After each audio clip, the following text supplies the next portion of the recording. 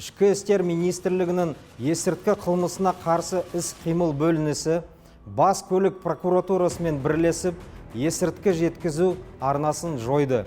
Астананың теміржол вокзалының аумағында 24 жастағы жігіт ұсталды. Одан жалпы салмағы 8 килограммнан астам мефедроны бар жол чемоданы тәркіленді.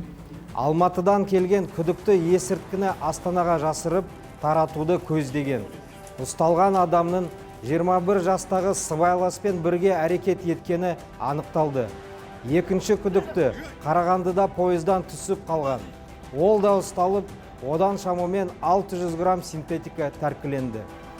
Жедел шаралардың нәтижесінде есірткі сату схемасына қатысы бар тағы бір күдікті 30 жастағы ер адам анықталды. Барлық фигуранттар уақытша ұстау изоляторына қамалды. Басқа да күдіктілерді анықтау бойынша жұмыс жүргізілуде.